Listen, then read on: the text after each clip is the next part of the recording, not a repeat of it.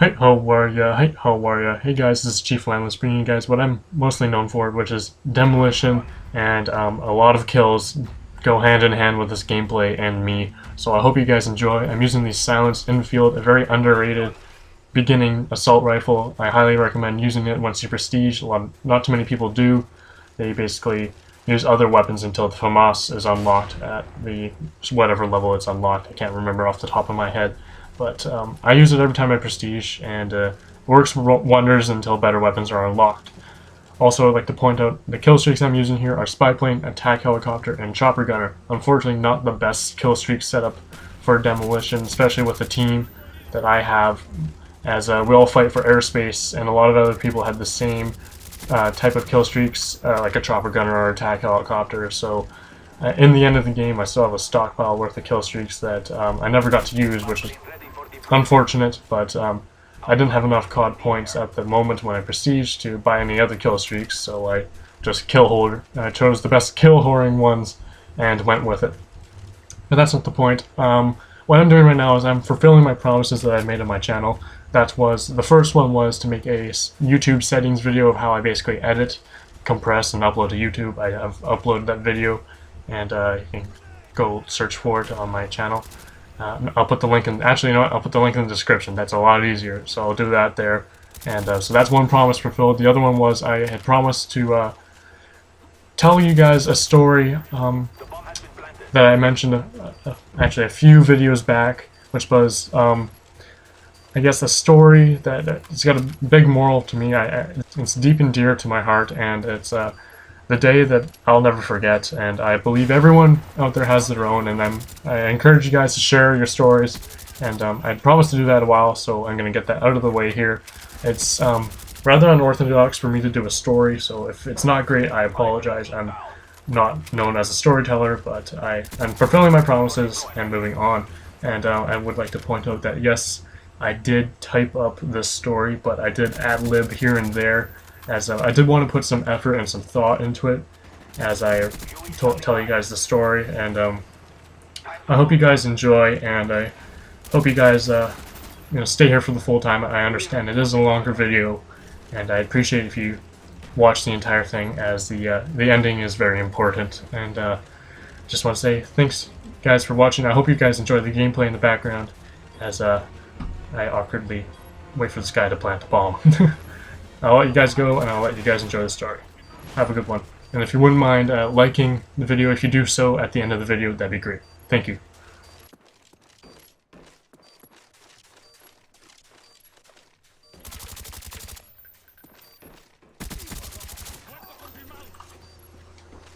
Everyone has at least one day of their life they'll never forget. Let it be for better or for worse. Let it be something embarrassing, something worth celebrating. Something that brings deep feelings to you, or something you can't forget. For me, it's something that I'll always remember and always look back and think, what could have happened? What would today be like? How different would life be for me? Would I still be who I am today? How much impact would this have on my future? Because every moment we live defines who we are, no matter how big or small. It is a part of your past, part of your present, and will be part of your future. For this moment in my life, I cannot imagine what I would be like if things had played out differently. For this day happened 10 years ago, and I still remember as if it happened yesterday. I was 9 years old at the time, almost 10. I had woken up slowly from a deep sleep, which was unusual for me because today was a school day, and normally I'd be abruptly woken up by my annoying alarm clock. I slowly sat up at the edge of my bed and noticed that my room was filled with sunlight, which, again, this was weird to me, because this time of the year, I normally woke up before the sunrise.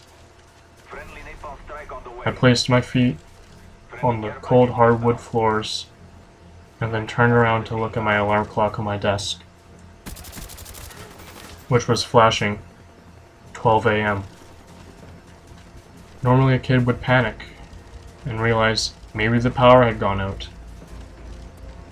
And I was definitely late for school, but I didn't think this. But for some unexplained reason, I knew something was wrong. Why didn't my mother or my younger sister wake me up? Why was the house so quiet? These questions probably caused my blank and lifeless emotion that I felt that very morning. I slowly walked across my bedroom, opened my door, and looked down the long hallway. I saw nothing. My parents' bedroom was open and the room was empty. My dad was out of town for business, and I didn't smell the morning coffee that my mom always makes. I continued walking down the hallway, past the bathroom, past my sister's bedroom, where her door was closed. I reached out for the doorknob to wake her up, and just as my fingers began to touch the cold metal doorknob, I heard a creak in the hardwood floor. I turned slowly away from my sister's bedroom door and towards the direction of the sound, which had come from further down the hall. Again, I saw nothing. I slowly walked down the hall by the kitchen. I looked in. No one was there. It had been untouched from the night before. Dirty dishes laid all over the counter. Something wasn't right. I heard a mumbling voice from behind me, and I quickly turned away from the kitchen and looked towards a half wall dividing the living room from the kitchen. I didn't want to look around the wall, so I stood on my toes, and I was just tall enough so that I could see over it and into the living room. I saw my mother pacing back and forth, talking very fast and quietly on the phone. I couldn't make out what she was saying. It was so fast and full of what seemed to be emotional nonsense. I backed up from the wall and began to walk around it. That was until the cold hardwood floor creaked again as I stepped down. My mom immediately stopped her pacing. She had her back to me. She had heard me. She turned around and loosened her grip on the phone and pulled it away from her face. I then looked past her as she was no longer blocking the TV, and I saw the light from the TV change from a dull gray to a fiery red and orange in a flash. My eyes finally adjusted to the sunlight that was reflecting off the hardwood floors. When my eyes came back into focus, I saw two gray, tower-like shapes, with one surrounded in a cloud of dark smoke and fire. Just as I saw this on the TV, my mother turned back and looked at the TV, and she immediately jumped in front of it, dropping the phone, and tried to block the TV while madly scrambling to try and find the TV remote. I stood there staring at the TV while she scrambled, and I saw something fly into the other tower, and the TV was once again overwhelmed by a fiery red and orange explosion. Finally, she managed to turn off the TV, but it was too late. I had already seen too much. What I saw cannot and could not be unseen. We stared at each other for minutes, saying nothing, while the dial tone from the phone filled the cold, silent room. Today was September 11th, 2001. Today was 9/11, and my father was on a business trip in New York. And from what my mother had told me, the night before, my dad had one last business meeting in the North Tower the next morning. September 11th. I stood still for what seemed to be hours, but in reality, everything happened within the course of a few minutes. I felt so heavy. I felt like I couldn't move. My bare feet frozen to the cold hardwood floors. My mom reluctantly picked up the phone from the floor, whispered into it, and without breaking eye contact from me, she hung up. She then slowly walked towards me and hugged me. She told me everything she knew, which wasn't much. Everyone in the family was calling our house, but we couldn't get a call out to my father. It seemed like the world's telephone lines were all being used. My mother told me that she had unplugged my alarm clock, as well as my sister's, and she didn't want me to see or know anything until everything was okay. Then the phone began to ring madly again, and she took the phone into the kitchen as I slumped down onto the couch and reluctantly grabbed the TV remote.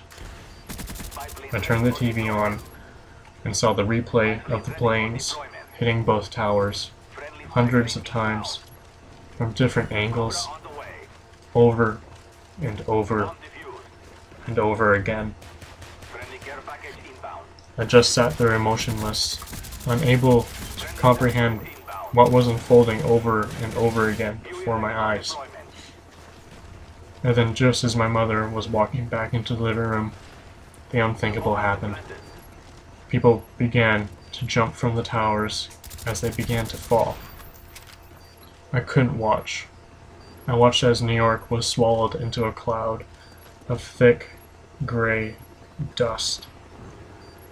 I changed the channel to try and get away from it all.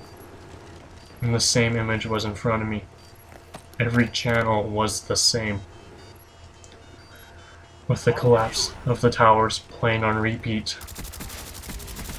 I turned off the TV and just broke down. The rest of the day was a blur. Phones were ringing constantly, all the calls being answered the same. We don't know anything. We haven't heard anything. Hours went by, and the same cycle of events continued. CNN replaying the explosions, the collapse, the phones ringing, and the moments of silence. I didn't know what to do. I felt helpless, emotionless, and lifeless, all at the same time. I wanted for all of this to be a dream so badly, but no pinch would be able to wake me. After everything that had happened began to sink in, I began to think about my father. When was the last time I talked to him? What did I say? What did he say? For that, I didn't have an answer. I don't remember if I talked to him over the phone while he was in New York. The last memory I had of him was him getting into a taxi, leaving our house for the airport. That was it. A casual wave goodbye. The rest of the day I cannot remember. Probably because I didn't want to, but everything that had happened that September morning, I do remember. The next and final memory I had that day was a phone call. The last phone call we made to New York to try and reach my dad. It kept ringing, and ringing, and ringing, and then finally we heard a click, followed by a cough and a very quiet, muffled voice. My dad was alive. It turns out he had slept through the whole ordeal. His hotel was 2 blocks away from Ground Zero, but he and some other co-workers went out late the night before to Hooters. Yes, to Hooters for dinner. And they decided to reschedule their morning meeting in the North Tower to September 12th, one day later. It took my dad almost a week to get out of New York to Toronto and then travel across Canada back home. And when he arrived, I said nothing. I just ran up and hugged him. And then he opened up his suitcase and pulled out a shirt that said, "Pedro eats at Hooters." This because of the Napoleon Dynamite movie that had recently come out. I had almost lost my dad that very day. My last possible memory of him was a silent wave goodbye as he left for the airport in a taxi. If there's anything I can say to you guys, is this: love your family. Tell them that you do every single time you have the chance, because you never know when it may be the last opportunity. Sadly, I didn't learn from this. I didn't learn the first time. Because 1 year ago,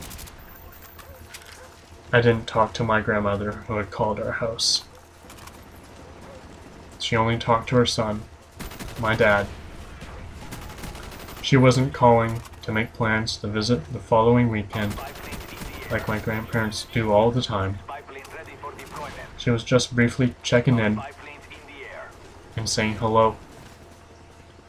Something that my grandfather normally does on a daily basis. The next morning, she passed away at home, sitting in her favorite knitting chair.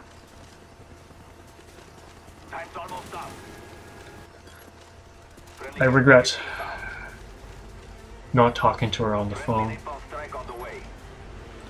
I regret not even asking to have the phone and just say hello, and even having the chance to say goodbye, even if it wasn't a final goodbye. I would just like to say thank you for listening, and remember, tomorrow is never promised, so make the best of today. Thank you.